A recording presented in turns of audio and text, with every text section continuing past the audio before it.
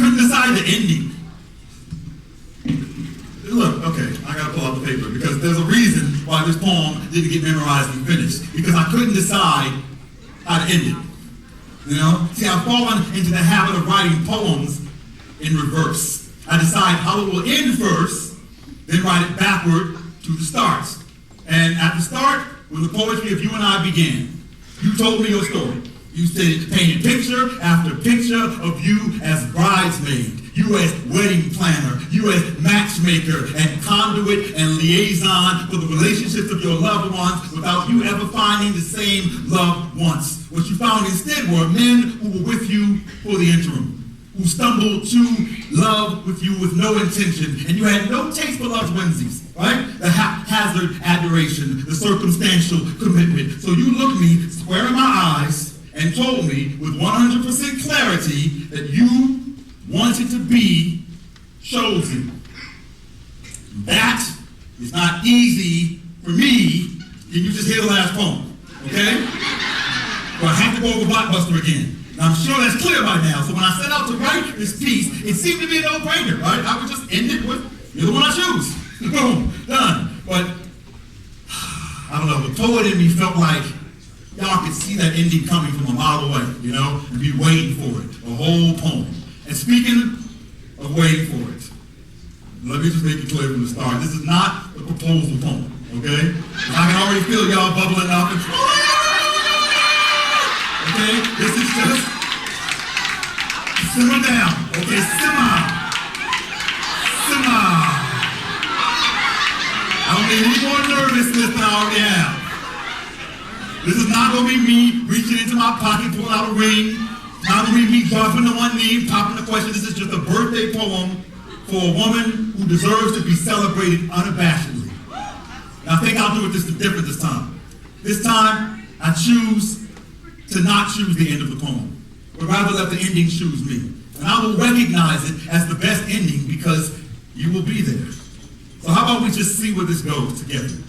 Let's just see what we discover together. Let's discover each other together. We are less you complete me and more some assembly required. But the joy is in the sculpting. The sitting cross-legged on the living room floor of our new home, hammer in hand, surrounded by screws and brackets, figuring out how to build ourselves a lifetime together.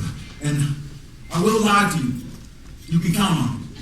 Yes, when you call me into the bedroom after getting dressed to ask me how you look, I will have to lie to you when I say beautiful, gorgeous, sexy as hell, because my answer would always be the same, no matter what day you're wearing. You look like tomorrow. You look like my anniversary present, 50th anniversary present. You look like 3, 2, 1. Happy New Year, baby.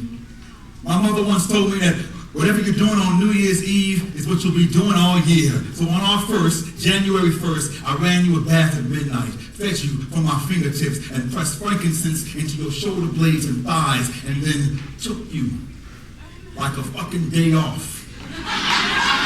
I don't want to go anywhere. You make it all too easy to be a homebody, because your body in our home is my instant vacation. Your wet kiss in my shower is my weekend getaway. Your chest against my back under body heated covers is my instant holiday. So I am always one rollover in the bed away from a reason to take sabbatical. Let me just lay here in the lava of your eruption and whisper to myself, Stacy. Stacy. As though answering a question I posed to myself lifetimes ago. This mouth was carved to the shape of your name, saying it is my tongue's favorite thing to do. Saying it is my tongue's second favorite thing to do. So wear whatever you want, baby. And I'm not tripping off your zebra pattern dress, even though you know I can't stand animal print, because I know what holy grails you got under it. And I'm not tripping about that U-Haul of a purse you lugging, because I know what you carry with you. Wherever you are, you got my back, my heart, my rib, my best interest, my future kids, and enough pennies and nickels to buy a lifetime of my thoughts and kisses. I knew it. I knew you were my teammate. From the moment I smacked you on the ass and you turned around and said, good game, motherfucker. Good game. Don't act like you ain't wrapped around my finger, girl. You are my championship ring, my green blazer, my gold medal, the prize at the bottom of my Cracker Jack box. This time, I'm punching my initials into your name because you are my high score. So press restart, baby, because if I got you, there is nothing left to win except you over and over again. We are like, what?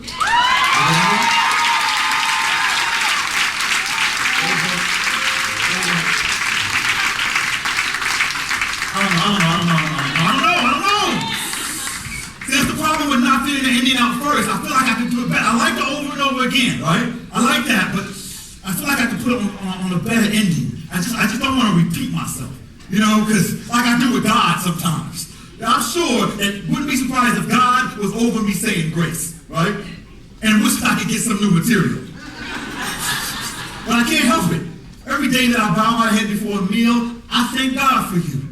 I was curled up in the center of love's migraine, jaws masticating the flesh with my fallen tongue, my poetry clouding arteries to contain the heartache, until you crawled into my bed, reached into my throat to unlodge my voice, and nursed my muses back to health with homemade chicken soup, red velvet cookies, Will Ferrell movies, and an unexpected collection of good mornings. And now, I feel that I've grown addicted to your proximity. I can't shake you. My locks hold your scent like a pillowcase.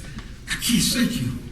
My eyes dilate at the thought of you entering their view. I can't shake you. You are the spider web tentacled across my face, the song hooked into my head, the shiver vibrating my bones, the sniffle lingering after my cold, the grudge holding fast to my nature, the one muscle twitching in my eyelid, that one fantasy hoping for your what the hell, the poetry I can't turn off, my craving for chocolate chunk cookies, my faith in God, my faith in humanity, my faith in love. I can't shake you. I can't escape you. I can't resist you. Can't not melt against you. Can't not evaporate from you. Can't not harden inside you. My form is at the mercy of your content. My state of being yields to your touch. Tonight, the immovable object lets the unstoppable force have her way with you.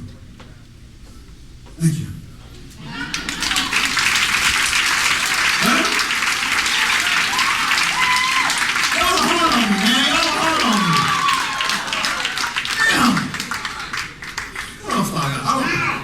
If not that, I feel like we're back there now.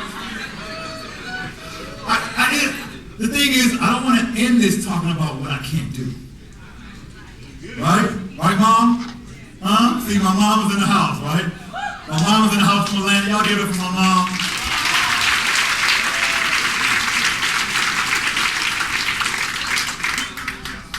Yeah, I don't want to end this talking about what I can't do, what I won't do, but rather what I will do.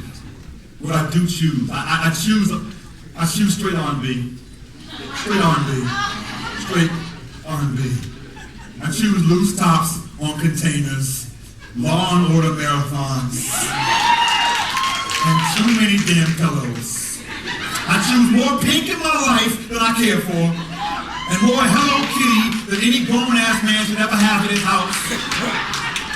I want to say I can't help it, but I can. They say we can't choose who we love, but we can choose who we commit to loving. We can choose who lies beside us in 50 years. When we roll over in the morning and say those 3 words, and we can even choose what those 3 words are. Because see, too many times, they've been I love you, I want you, I need you, to no end.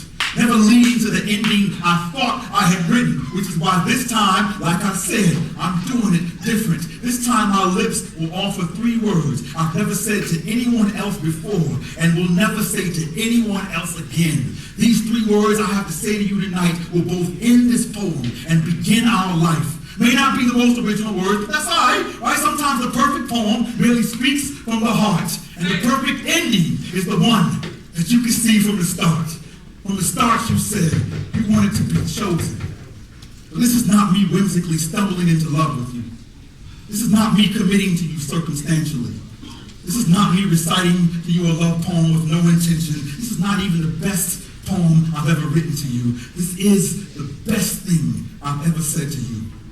This is me, the best ending that I could find for you. This is me giving you nothing but a birthday poem that celebrates our union's birth. This is me deciding to go with that predictable ending that I expected to at first. This is me dropping to one knee. This is me reaching into my pocket.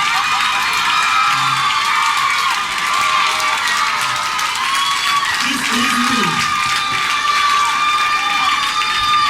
looking you square in the eye and telling you with 100% clarity that for the entirety of my life, I choose you.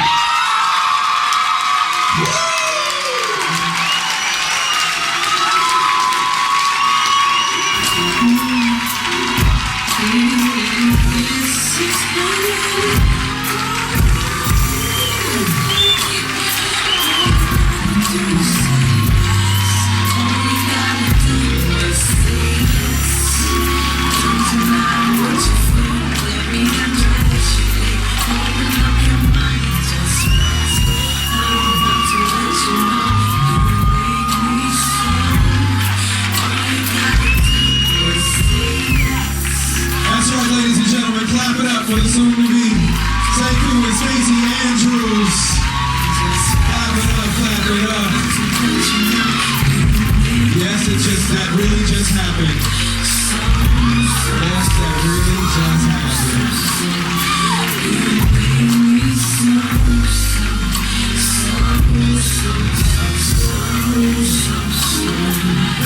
So Stacey, before you get down, Stacey, can we just go ahead and hear it out loud real quick, the word? Yes, of course. I didn't actually hear a yes, so I really want to hear it from myself.